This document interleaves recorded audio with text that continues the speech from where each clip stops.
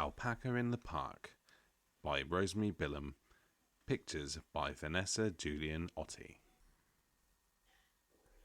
Ellen was going to spend the afternoon at Mary's house. She took Alpaca Rabbit with her because he enjoyed playing with Mary's dog, Beetroot. They played their favourite game, horses. Ellen held Alpaca on Beetroot's back, and he went for a ride. Mary pretended to feed the dog, and he licked her palm. Mary's mother asked the girls to go to the shops, so they went into the hall to get ready. Beetroot didn't follow them. He didn't like shopping. Beetroot got out on his own last week, Mary told Ellen. Someone found him in the park and brought him back. When Beetroot heard the word park, he wagged his tail and ran outside with Alpaca still on his back. As Beetroot swerved onto the lawn, Alpaca fell off with a bump. Beetroot picked Alpaca up in his teeth and then made a small hole in the hedge. It was a short cut to the park. Mary's mother saw him disappearing. "Beetroot," she shouted, "come in at once. Bad dog." Beetroot dropped Alpaca on the other side of the hedge and ran back into the house. Alpaca could hear the side doors being shut and locked. Then the front door banged, and out came Ellen and Mary with Beetroot on a lead. They started walking along the street. They didn't see Alpaca laying under the hedge. Beetroot pulled back. "Heel," said Mary sternly. "He probably wants to go to the park again," said Ellen. A little girl waiting at the bus stop spotted Alpaca. She stared at him. Then she picked him up and gave him a cuddle. Alpaca found it very uncomfortable. They were just about to get on the bus when the little girl's mother turned and saw Alpaca. "Wherever did he come from?" she asked. "You can't keep him. He's not yours. We'll put him on the bench." Alpaca watched them get on the bus. That was a narrow escape, he thought. He liked bus rides, but the idea of not knowing where he was going to end up frightened him. Alpaca waited for Ellen to come back from the shops. The bench was drafty, but he sat there and watched the passers-by. 2 children came along with their father. The little boy was crying. "Shh, Jamie," said his sister. "Here, look at this rabbit." She thrust Alpaca into his arms. Alpaca sat nervously, wondering what would happen next. "If they take me away, Ellen won't know where I am," he thought. They crossed the road, went through the park gate and along the path. Alpaca looked around in great excitement. They had gone past the flower beds. He'd never been this far into the park before. Jamie was still crying. He didn't want Alpaca. He wanted his sister's windmill. "Do be kind and let him have a turn," said the father. Jamie grabbed at the windmill, and as he did so, Alpaca slipped from his grasp and fell onto the grass. Alpaca picked himself up and watched the family disappear round the corner. It was a very long walk home, and he'd have to find his own way.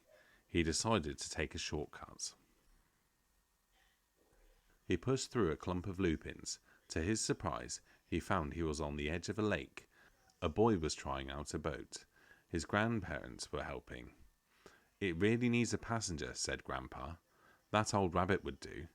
"That's not very nice," said Alpaca to himself. "And anyway, I'm in a hurry." The boy sat Alpaca in the boat, and with a push, launched him into the choppy water. Alpaca held tight as the waves rocked him to and fro. They were on their second trip round the pond when drops of rain began to fall into the lake. Looking up, Alpaca saw that the sky was full of big black clouds. Within minutes his fur was soaking wet. He hated sailing. He wanted to go home. Luckily, at that moment, the boy hauled onto the string, pulled Alpaca and the boat to shore, and lifted them out of the water. Grandpa looked across the tennis courts. He saw a bus coming. "That one's ours," he said. "Quick, let's run for it." They dashed through the rain, past the flower beds, and towards the big gates. At last, someone was taking Alpaca in the direction he wanted to go. They were all out of breath when they reached the bus stop. "We don't want to take the wet rabbit with us," said Grandma. "Leave him here on the bench. He must belong to someone." Alpaca watched as the bus drove away and left him alone. Just then, Ellen and Mary came round the corner.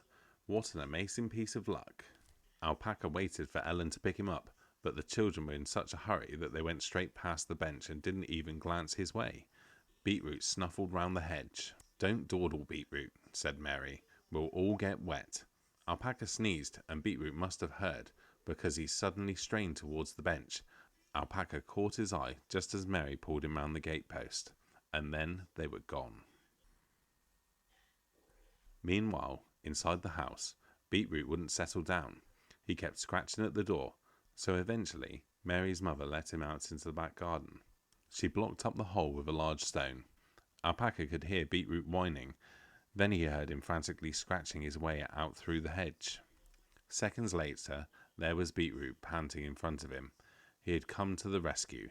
He picked up Alpaca, carried him along the pavement, dragged him under the gate, went up the path, and climbed the steps to the front door. He proudly placed Alpaca on the doorstep and barked very loudly. Mary's mother opened the door. "Beetroot, how did you get out?" she said. "And what have you got there?" She hardly recognized Alpaca. He was so dirty. "Look who's here," said Mary's mother, bringing Alpaca into the sitting room. When Ellen saw him, she stopped buttering her tea cake in amazement. "I thought you were in the playroom," she exclaimed. "Where have you been?" "He needs a wash and brush up," said Mary's mother. Ellen rinsed his clothes in warm soapy water, and Mary put them on the radiator to dry. "Poor Alpaca, what a state you are in," said Ellen, shaking her head. Mary gave Beetroot a bone to chew as a reward. Alpaca sat and warmed himself in front of the fire while Ellen brushed his fur. "What have you been up to, old thing?" she said. Alpaca longed to tell her, but it didn't really matter now. Everything was all right again. When it was time to go home, Ellen tucked Alpaca into her jacket. As they went past the park, he looked back over her shoulder. The big gates were closed. The path to the boating lake was dark with shadows, and the wind moaned through the trees. Alpaca snuggled down into the warm lining. He'd had enough adventures for one day.